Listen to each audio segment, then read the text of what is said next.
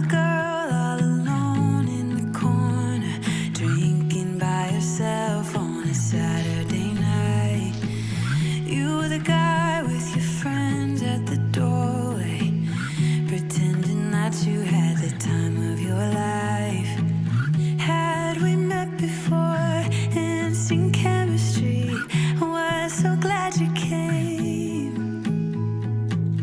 Had we met before, laugh innocently, but it didn't feel like thunder or lightning, but something struck me when I was looking into your eyes. Wasn't love at first sight, and fire burning bright, but now I know what it was. It was like coming home.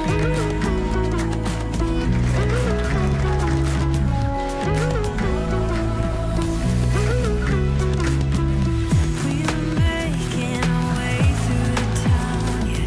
Never really wanted the night to end. Now I was wishing you'd stick around. Still I was thinking that we were just friends. Had we It met is before, 6:54 a.m. in Starbase, Texas. A gorgeous sunrise, and Starship is targeting liftoff in just 30 minutes and 18 seconds from now at 7:25 a.m. Central Time. As you can see, it is a beautiful day in South Texas for the 5th flight test of Starship. Good morning, Star people. I'm Kate Tice. And I'm Jesse Anderson, and we are joining you live from SpaceX Hawthorne with a great big crowd here this morning. It's been roughly 4 months since our last Starship flight, and we've got a big morning ahead of us. Flight 5, has a few primary objectives and one big first. We may be attempting to catch the Super Heavy booster.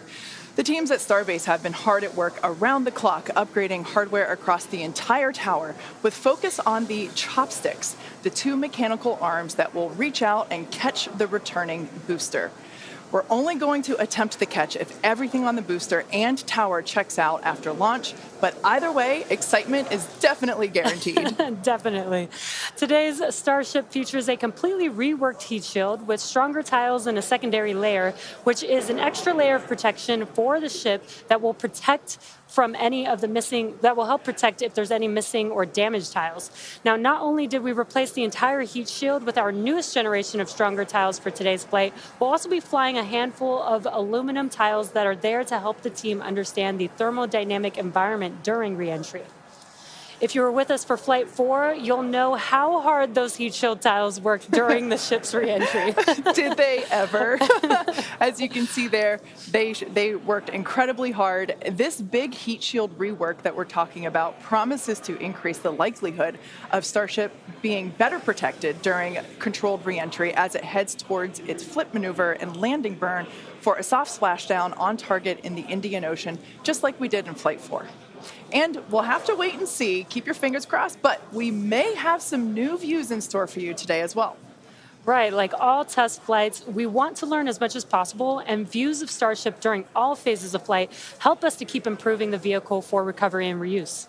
Now, thinking forward to when Starship is flying regularly, it will take the heaviest payloads to space, land humans on the moon again after more than half a century, and ultimately fly people further into space than ever before. And getting there will require us to rapidly iterate and fly often, which is why we're working so hard to scale operations at Starbase. Yeah, the faster that we learn now, the faster we can improve and evolve Starship to achieve reliable flights and rapid reusability. We've been designing this vehicle from day one to realize a vision of having an entire city of people on Mars, something we know will take launching millions of pounds of cargo and equipment into space spread across thousands of flights. This future will require many Starships that can fly again and again, and today's flight is a critical step on that path. So buckle up your seatbelts because here we go. The moon and Mars are not nearly as far in the future as you may think. In fact, we're planning to send Starships to Mars as soon as 2026. You might be familiar with the Starlink logo, and there you can see it on your screen. It's an iconic representation of the Mars Transfer Orbit, also called the Hohmann Transfer Orbit. This is how fundamental Mars is to SpaceX. This transfer window, or a time when the Earth and Mars are the closest to each other, opens every 26 months and is only open for about 2 to 3 months at a time for a vehicle with Starship's power. And it just so happens that the next Mars transfer window opens in 2 years towards the end of 2026. Yeah, lining up a launch to Mars is similar to how we launched to the International Space Station, where we time launches to match the station's orbit. If we didn't do this, we'd need more propellant and more time to get there. Exactly. So the first opportunity that we have to fly starships to Mars, we plan on doing it. These first flights to Mars will be uncrewed and will test the reliability of landing intact. If those landings go well, the first crewed flights will follow soon after. So it's safe to say it's all happening, and flights like today's are what's going to get us there.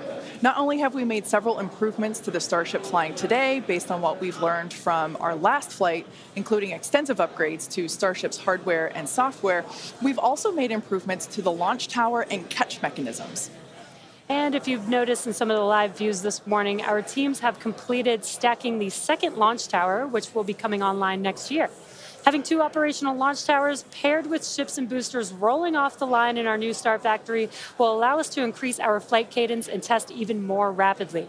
And just a few miles away from the 2 towers, things are moving really fast at the heart of Starbase. Star Factory is rapidly coming online, with production teams already using the space as construction continues. The 1 million square foot Star Factory brings many parts of the manufacturing process under one roof for the first time, enabling moving as much system integration work as possible earlier in the build process, with the goal of eventually producing hundreds of starships a year. That's crazy. It's such an impressive building. So, for example, teams can assemble an entire nose cone structure of a ship into a single piece and work on its internal systems all in one place. So if you're working on Starship and you have a question about the steps that you're working that happen before or after yours, instead of having to leave the building and go and find the person or the team with the answer, or waste time sending an email and waiting for their response, odds are you're right next to that person or team, and now you're working right alongside them, so you don't have to wait for a response. Yeah, exactly. It makes it a lot more efficient and faster to communicate. So not only are we rapidly iterating on these spacecraft themselves, but we're also innovating the way that they're made. It's almost too much to keep up with. We're also posting updates on our account on X. If you can't keep up, that'll help you. So if you don't already, make sure that you follow us at SpaceX on X. And I have a feeling it's going to get pretty busy. Oh, that is definitely an understatement. And it's definitely going to be very exciting today. So with that, let's meet today's Starship on the pad. Starship features 2 major parts: the ship, which has 6 Raptor engines, and the Super Heavy booster, which has 33 Raptor engines. The current iteration of Starship is essentially an experimental vehicle flying for development. With a few planned upgrades, Starship will have 3 times the thrust of Saturn V, plus the added benefit of full reusability. Starship 2 will be capable of carrying more than 100 tons to orbit, and Starship 3 will be able to lift more than 200 tons to orbit. The amount of mass we're able to launch per rocket is crucial to creating a self-sustaining city on Mars. Now, to get a sense of how big Starship is, let's start with the average size human, which is about 2 meters high. Towering over our average human is the length of the Millennium Falcon, which comes in at 35 meters. Our Falcon 9 rocket, with the payload fairing attached, is double the size of the Millennium Falcon, standing at 70 meters. And nearly twice the size of that is the fully integrated Starship at 121 meters tall. The ship itself is about 50 meters tall, and the Super Heavy booster alone stands about 71 meters. And even crazier, eventually the ship and booster will get even taller with future design iterations. Can't imagine it being taller than that. Starship's first stage has a diameter of roughly 2.5 times that of Falcon 9, and with 33 much larger Raptor engines, which you can see there on your screen. Moving up the vehicle, the ship features 6 Raptors, 3 sea-level engines, and 3 vacuum engines, which are optimized to operate in the vacuum of space. The ship is designed for vertical takeoff and landing on any hard surface, like the surface of the moon. The ship is also outfitted with 4 flaps to help aerodynamically control the vehicle's attitude during atmospheric flight and enable a precision landing. To reach full reusability, ship must survive entry not just once, but over and over again. It took the teams at SpaceX about 3 years to develop the heat shield on Starship, and development for improvements is still ongoing. The ship's heat shield is composed of 18,000 hexagonal ceramic tiles designed to insulate the vehicle during atmospheric entry, where temperatures can be as high as 2,600 degrees Fahrenheit. And naturally, the tiles are designed for rapid reuse with no refurbishment between flights. As we mentioned earlier, today's Starship features a completely reworked heat shield with stronger tiles and a secondary protective layer. This promises to increase our chances of Starship making it through a controlled re-entry and hopefully a little more intact this time around. And in between our first and second stages is our hot stage, which we last saw in action on flights 2, 3, and 4. Speaking of, let's take a trip back in time and talk about that last flight. On June 6th, Starship successfully lifted off at 7:50 a.m. Central Time from Starbase, Texas, cleared the launch tower, and went on to accomplish several major milestones and firsts. As you can see there, Super Heavy booster lifted off successfully and completed a full duration ascent burn. I love the view of the sound waves there. Following separation, Super Heavy booster successfully completed its flip maneuver, boost back burn as well to send it toward the splashdown zone, and it also jettisoned the hot stage adapter, as you can see there. We don't have to jettison that adapter in future iterations because it'll be a different design. Now, as you can see here, the booster is returning back to Earth using those hypersonic grid fins to steer it towards a precise landing in the Gulf of Mexico. The footage that we have coming up here, there it is from the buoy. I still remember seeing this on X for the first time, and it was so incredible to see that booster coming down, ending its flight with a soft splashdown 7 minutes and 24 seconds into the flight, and the crowd went wild. And so did we.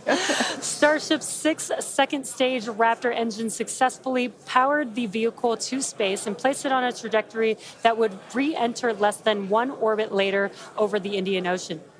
And following a coast phase in space, Starship re-entered the Earth's atmosphere, successfully making it through the phases of peak heating and max aerodynamic pressure, and demonstrating the ability to control the vehicle using its flaps while descending through the atmosphere at hypersonic speeds. And of course, Starlink on Starship once again enabled real-time telemetry and live high-definition video throughout every phase of entry, with external cameras providing views all the way to the flight's conclusion. Flight 4 ended with Starship, with, again, the crowd going bonkers, with Starship igniting its 3 center Raptor engines and executing the first flip maneuver and landing burn that we had seen since our high-altitude campaign. And that was followed by a soft splashdown of the ship in the Indian Ocean 1 hour and 6 minutes later.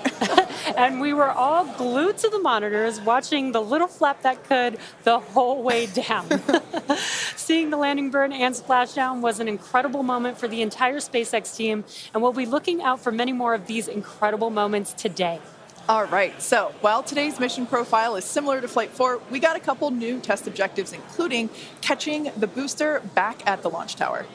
In about 18 minutes from now, Super Heavy will ignite its 33 Raptor engines and lift off from Starbase. A little more than 2.5 minutes into flight, the Super Heavy booster will separate from the ship in a hot stage separation.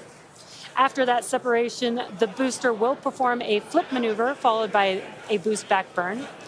And about 2 seconds after that burn ends, we'll jettison the booster's hot stage.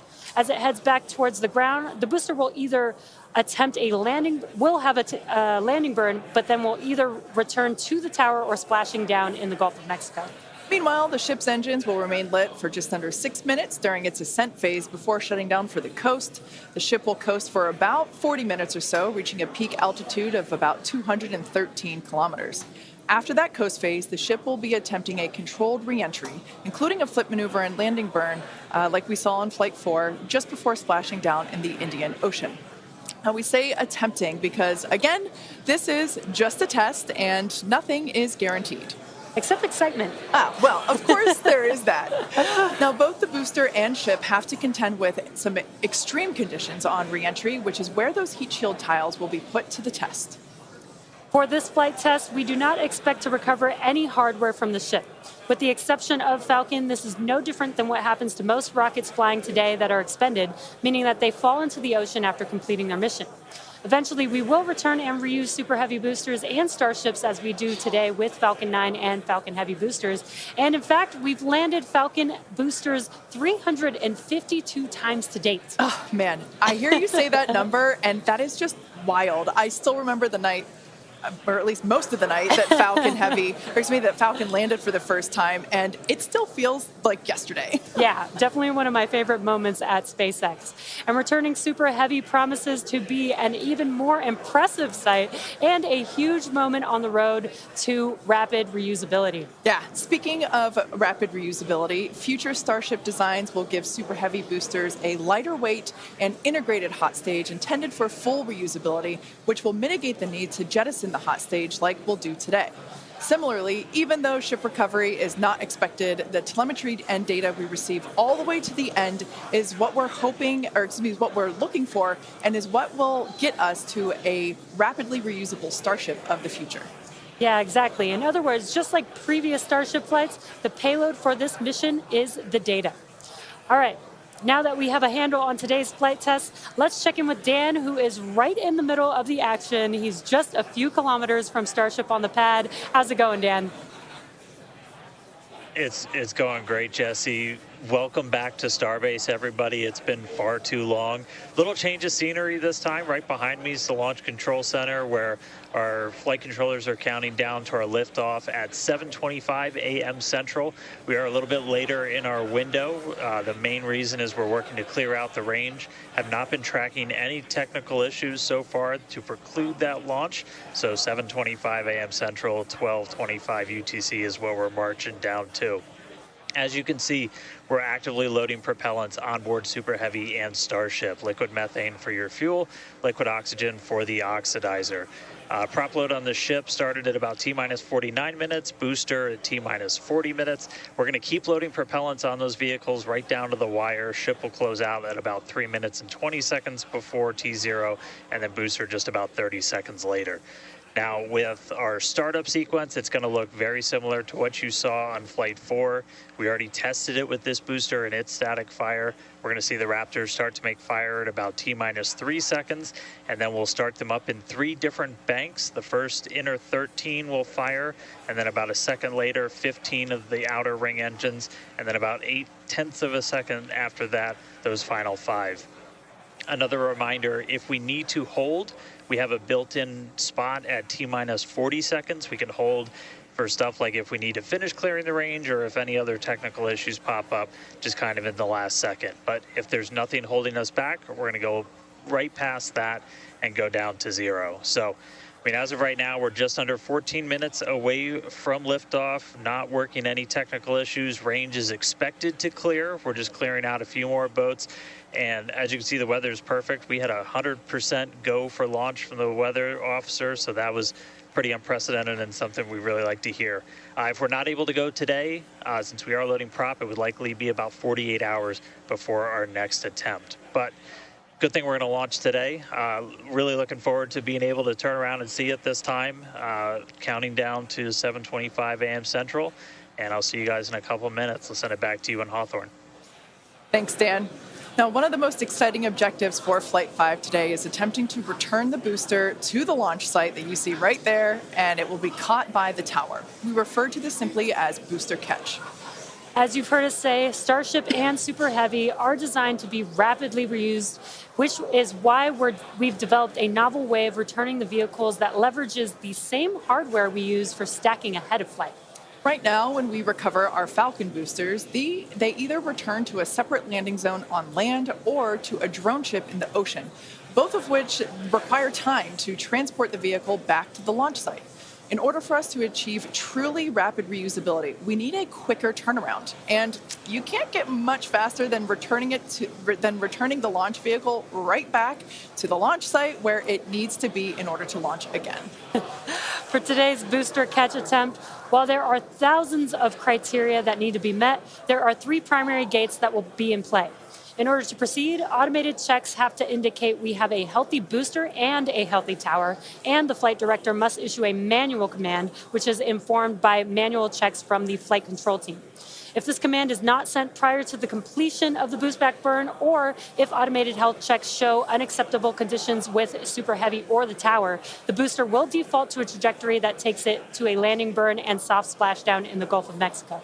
Now, thinking to the future when we're operational, after a booster returns to the launch tower, it will be inspected and reloaded with propellants and then ready to launch another ship to orbit. For today's test, however, we're only going to attempt the catch, like Jesse said, if everything on the booster and tower checks out after launch.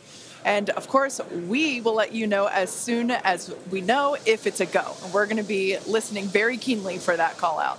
Now, as always, we accept no compromises when it comes to the safety of the public and our team. So to that end, the area all around the pad and the flight path are cleared well in advance.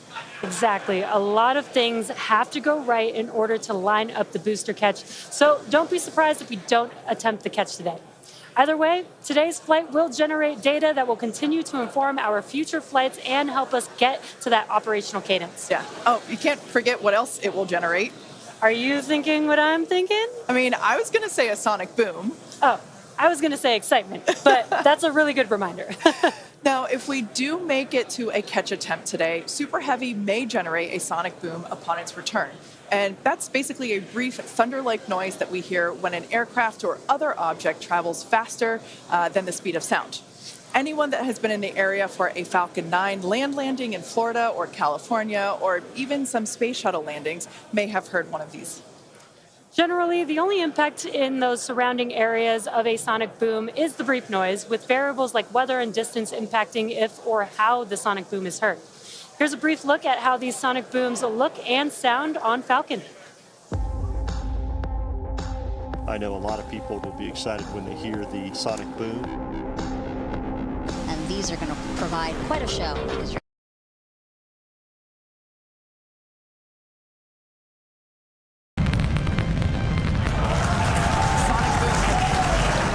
Booster landing leg deployed.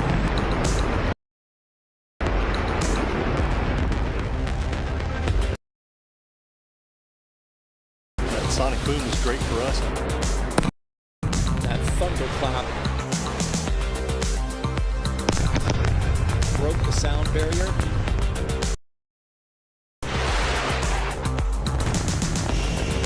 Side booster separation confirmed.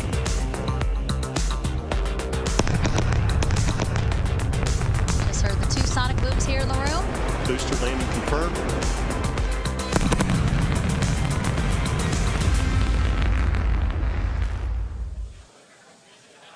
As our test flights continue, we plan to demonstrate ship-to-ship propellant transfer, which will be important in preparation for Starship taking astronauts to the moon as part of NASA's Artemis program.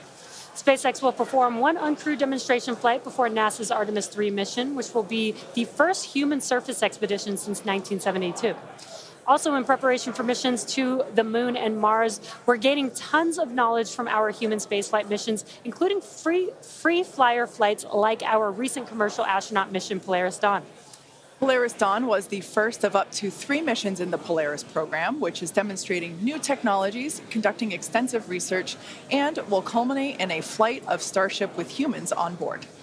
After nearly 5 days in orbit, Dragon and the 4-person Polaris Dawn crew safely splashed down on September 15th off the coast of Florida, completing the first human spaceflight mission of the Polaris program. The Polaris Dawn crew performed some incredible firsts during their mission. Dragon and the crew reached 1,408.1 kilometers, the highest Earth orbit ever flown, and the farthest humans have been from our planet since the Apollo program. The crew also performed the first ever commercial EVA, or extravehicular activity. And as you can see there, they were wearing the new EVA suits that we developed here in-house. This was an incredible moment to see Jared and then later Sarah emerge and perform this EVA with Earth behind. Now, in addition to this incredible spacewalk, they also conducted about 36 research studies and experiments from 31 partner institutions, including NASA. And in addition to all of that, they also tested Starlink laser-based communications in space. The data gathered from Polaris Dawn missions is invaluable, much like the data that we're going to see after today's flight test of Starship. So we're coming down to T-minus about 7 minutes. Let's check in with Dan.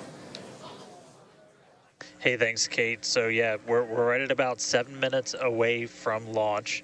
The main thing we are still working is that range clear. Again, we have to make sure boats, airspace, everything is cleared out of the way for our ascent corridor, basically the Gulf of Mexico, where we're launching through before we can actually launch. And so we're working on clearing out just a few more boats. We do have a window, remember. So if we end up holding at like a T-minus 40 seconds, we can hold for several minutes, allow those boats to get out of the way, and then we can launch.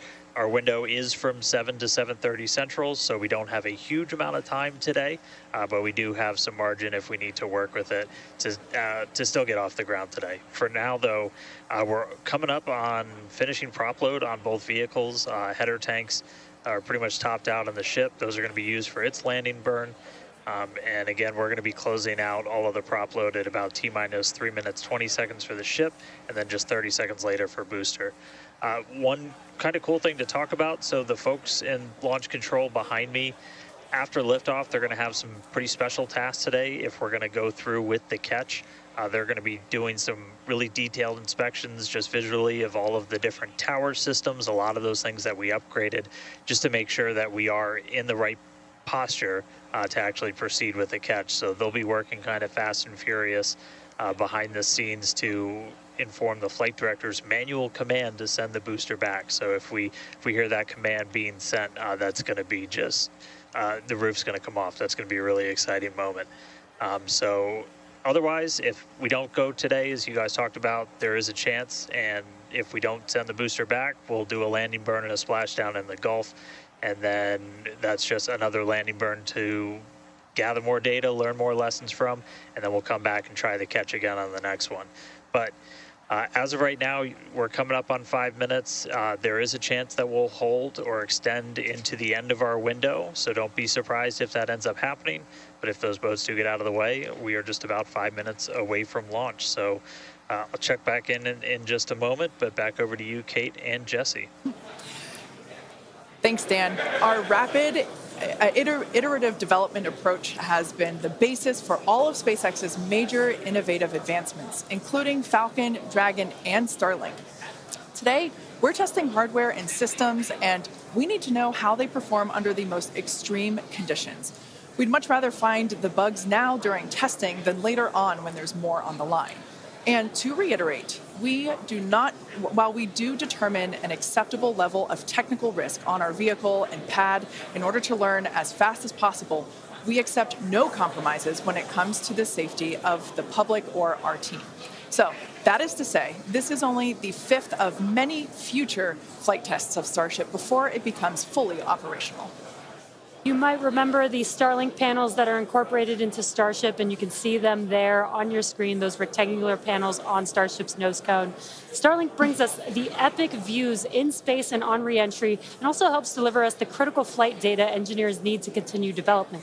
In addition to enabling our rapid iteration on Starship, Starlink is also enabling life-saving communication here on Earth. SpaceX is sending tens of thousands of Starlink kits in response to Hurricanes Helene and Milton, and providing free service through the end of the year to support recovery efforts.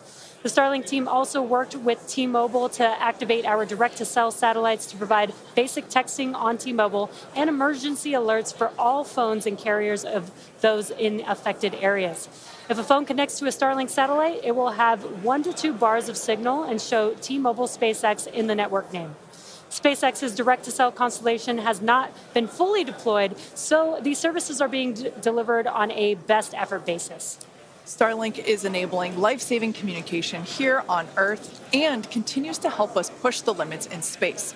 In the short term, by providing great views and real-time data on our next few flights, particularly through re-entry, which historically is a blackout period for all communications.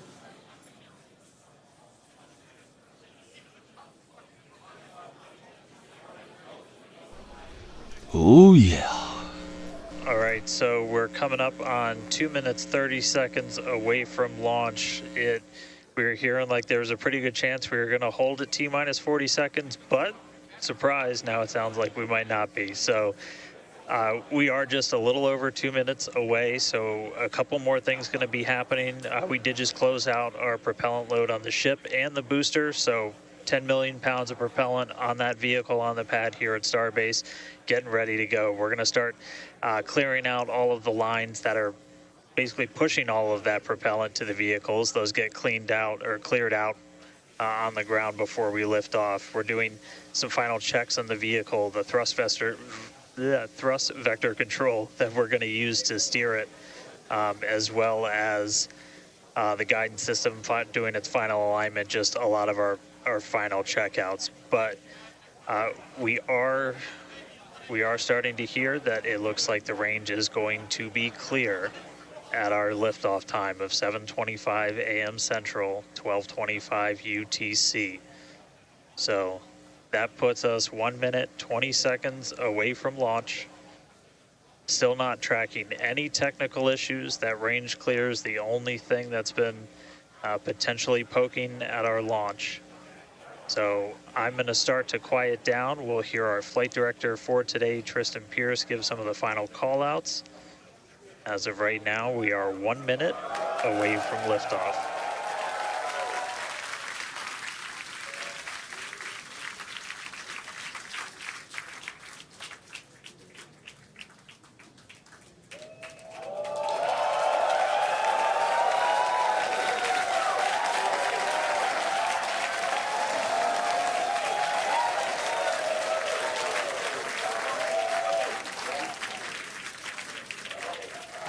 Flight directors go for launch.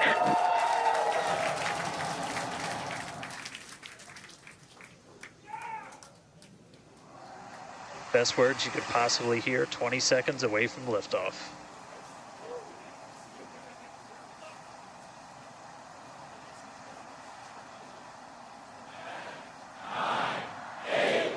T-minus 5, 4, 3, 2, 1.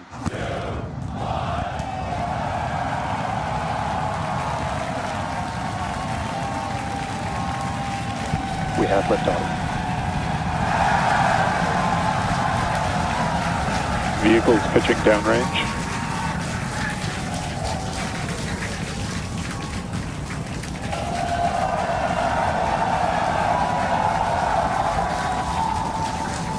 Booster after chamber pressure nominal.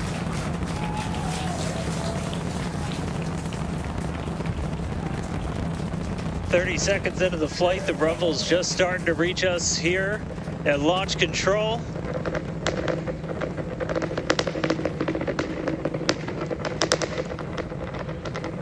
Booster and ship, That avionics is the power, sound telemetry of nominal. 33 Raptor engines.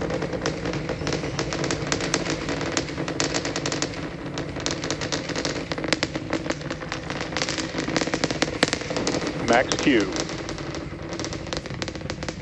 Now pass through the maximum aerodynamic pressure, the most stress the vehicle's going to see on the way uphill.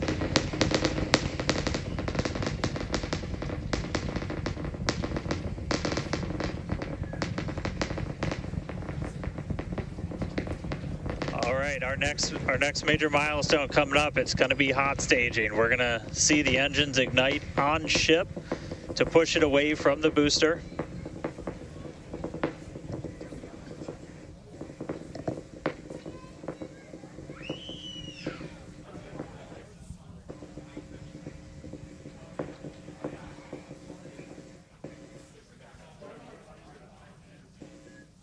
All right, so hot staging is going to be the next thing coming up. First, we're going to see the booster's engines start to shut down. All but 3. We're going to do what's called most engines cut off instead of main engine cut off, because 3 are going to keep going. And then we're going to see the engines on ship ignite.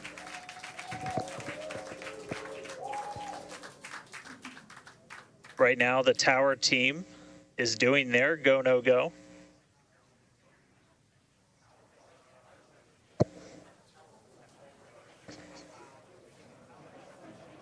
And we might hear some really good words soon, too. All right. Can still see it up behind me. That is one of the most gorgeous things I've ever seen in my entire life. Coming up on hot staging next. Ship engine There's startup. most engines cut off. Stage separation. Booster Stage separation. separation, Startup. hot stage separation confirmed. Ship under its own power. I'm seeing 6 out of 6 Raptors lit. Hopefully I got a booster on the way back to me. I'm going to send it to you guys in Hawthorne. Oh man, that was absolutely incredible. I loved how the crowd Chamber pressure is nominal. here in Hawthorne all went ooh at that first view of the blue flames from the booster. As you can see there, first stage currently performing, is now making its way back to the launch site. Again, we are Ship avionics power and telemetry nominal. the booster and the tower are both performing automated checks to make sure we are go for the booster to return to the launch pad for that catch. And once those are complete, the flight director... Booster, boost back burn, shutdown. Flight directors go for booster return. And we did hear that the tower is go for catch. So that was one of the big criteria we were looking for. This view We'll here, wait to hear that the go for catch has been sent. beautiful view here from the ship. And so exciting to hear that we got a go for booster catch. That means it's going to be a really exciting morning. Again, the booster is making its way back towards now land in order to make that catch attempt in the tower. So incredible to see these views. You can see the ship on the right-hand side of your screen. All 6 Raptor engines are under full power. Once again, the booster is making its way back to the launch site. We are going to try and catch it using the chopsticks on the launch tower, the exact same tower that it just launched from just, 5 minutes ago. Yeah, and the booster... Starship on nominal And guys, trajectory. I can confirm the command was sent for the booster to come back. That is So I'm incredible looking news. up right now.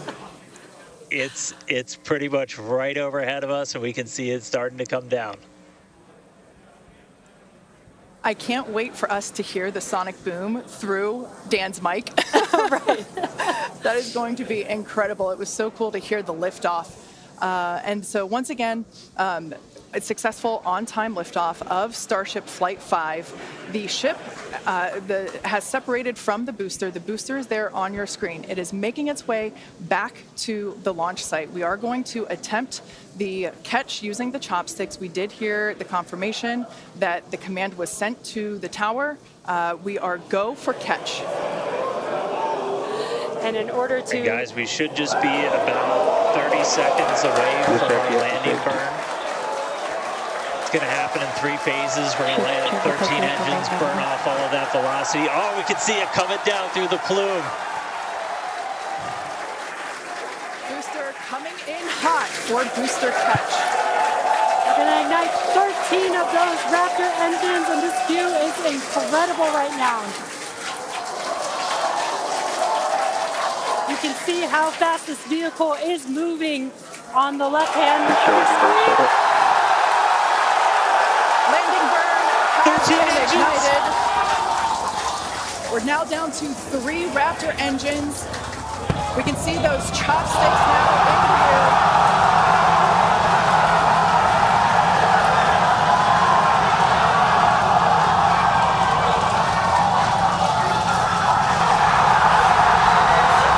Booster landing burn shutdown.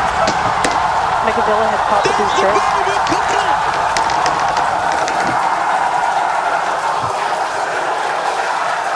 This is absolutely insane.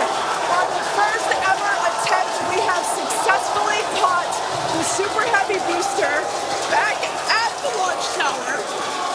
What an incredible view!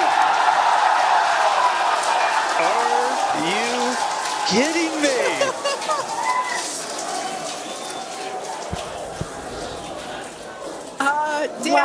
I don't know about you, but we're losing our stuff Start up here. in terminal bed. Guys, I'm sorry. Like, even in this day and age, what we just saw, that looked like magic. Wow. Damn, your view must have been insane. We are still going wild over here over this. Folks, this is a day for the engineering history books. This is a live view of the Super Heavy booster as it has just been successfully caught back at the very same launch tower that it just came from. Dan, I love this. You are reflecting exactly what everybody else here in Hawthorne, except maybe a little bit more because you got to see it with your own eyes. How was that? We got it. I mean, I can't even describe that. Oh, by the way, main engine cut off, ship's in orbit, but I am like shaking right now. That was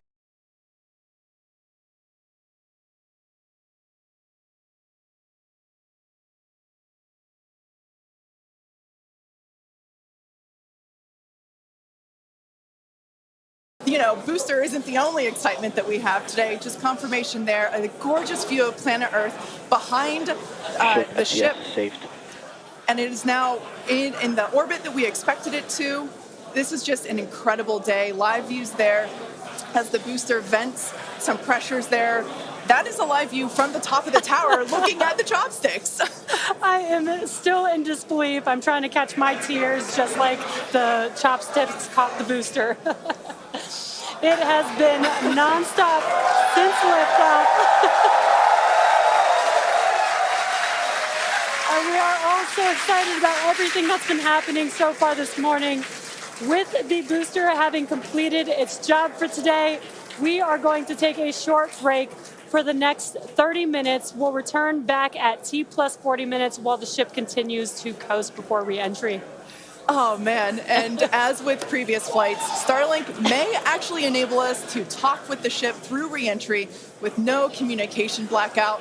We, of course, are still testing Starlink during this phase of flight, so nothing is certain. But if we do have views, we'll be sure to bring those to you live. Views or no views, we'll see you back here at T plus 40 minutes for coverage of Starship's re-entry, flip maneuver, landing burn, and splashdown.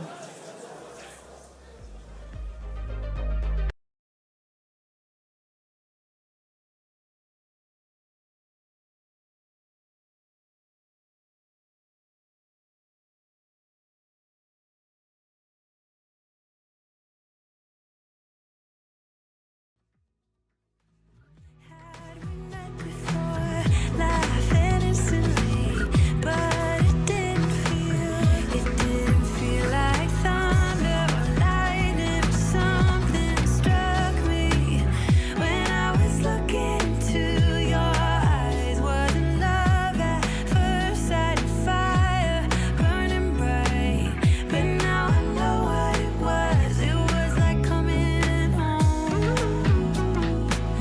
It felt like coming home. Had we met before? Instant chemistry. It took me a while to realize that you were the missing piece. It didn't feel like thunder or lightning, but something struck me when I was looking into your eyes. Wasn't love at first sight, fire burning bright, but now I know what it was. It was like coming home. Yeah, it felt like coming home.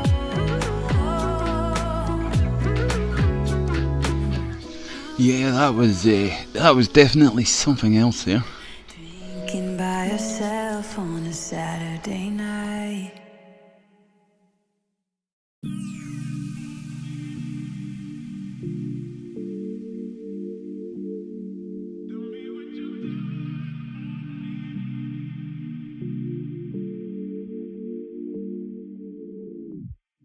Baby, I see you hanging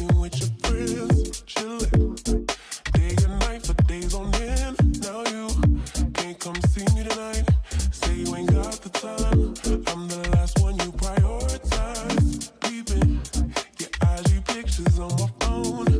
I won't spend another night at home. Okay, I'ma just be on my way. You'll see I'm not the one you take for granted, babe.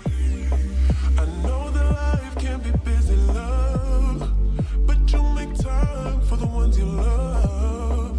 It's only right, it's what I deserve. Love, tell me what you've done for me, die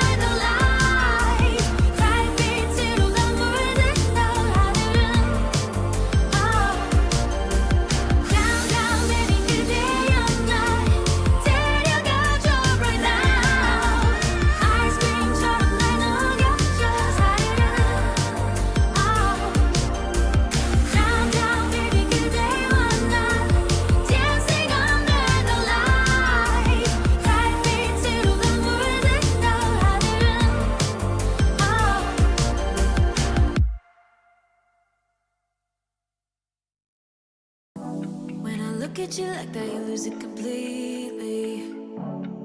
Losing track of space and time.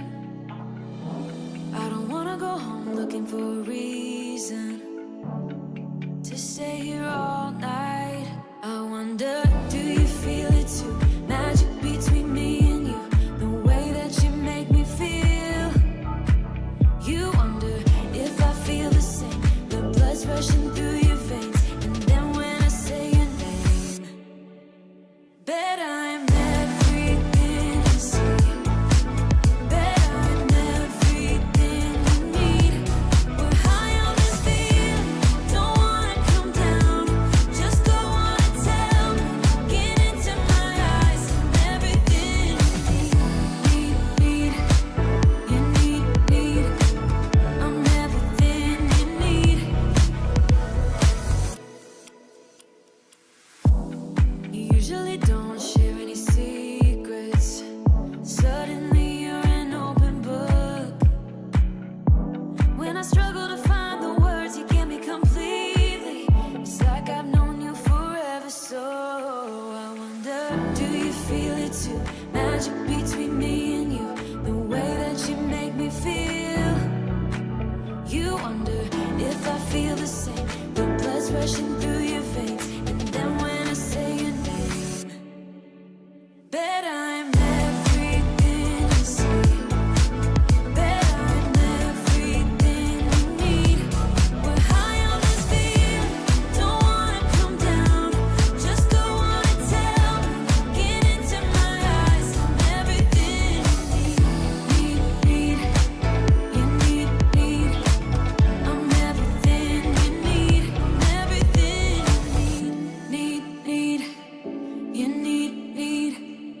I'm everything you need. I'm everything you need. I'm everything you need. I'm everything you need. Bet I'm everything you see. Bet I'm everything you need. We're high on this feeling, don't wanna come down. Just go on and tell me, get into my eyes. I'm everything you see. Bet I'm everything you need. We're high on this feeling, don't wanna come down. Just go on and tell me, get into my eyes. I'm everything. It's going to happen in 3 phases. We're going to land 13 engines, burn off all of that velocity. I'm everything you need. I'm everything you need.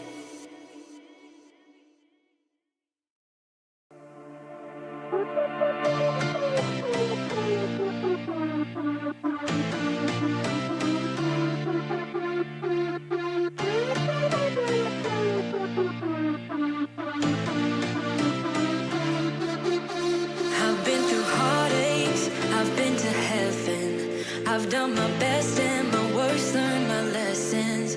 No matter how hard my life would treat me, I'd always get right back up, never worry. 'Cause I got a million reasons to keep holding on. Yeah, I got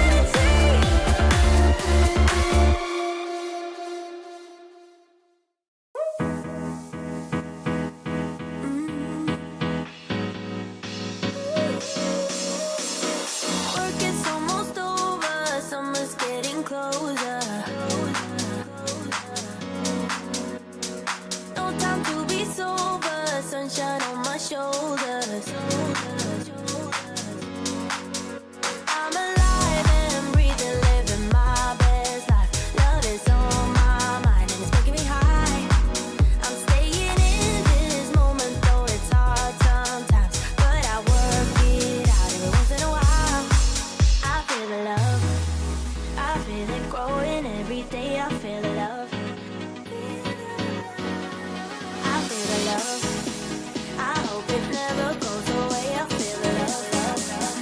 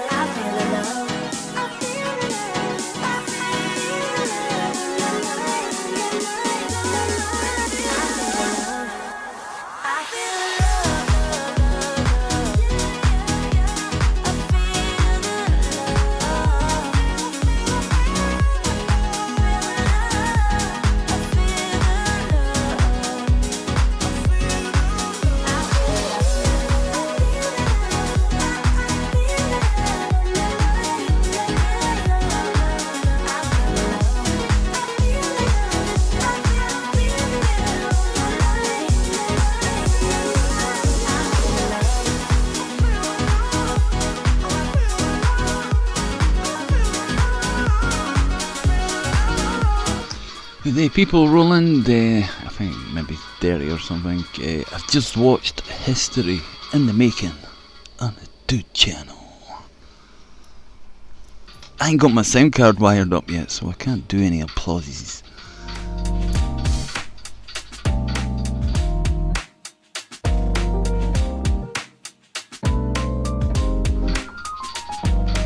We will be back live with the landing of the Starship. When it's back live, I think probably about 20 or 30 minutes or something like that. I'll need to check. Till then, we will have the real view at the bottom there, and we have a replay at the top.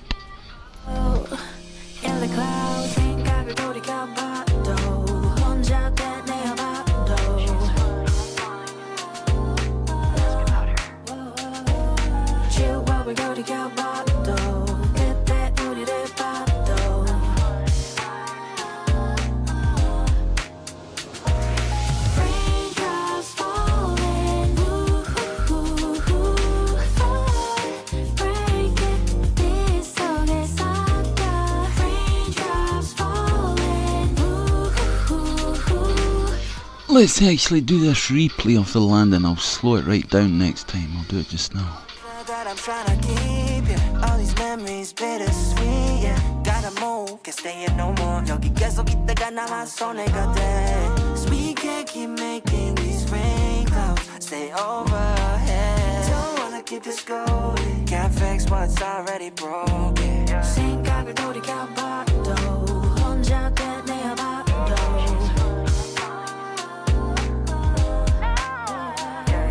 지워볼 돌이켜봐도 그때 우리를 봐도.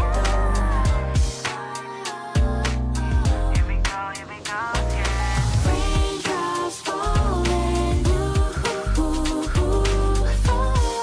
break it, 빗속에서 Raindrops falling, Next one will be a little bit slower again.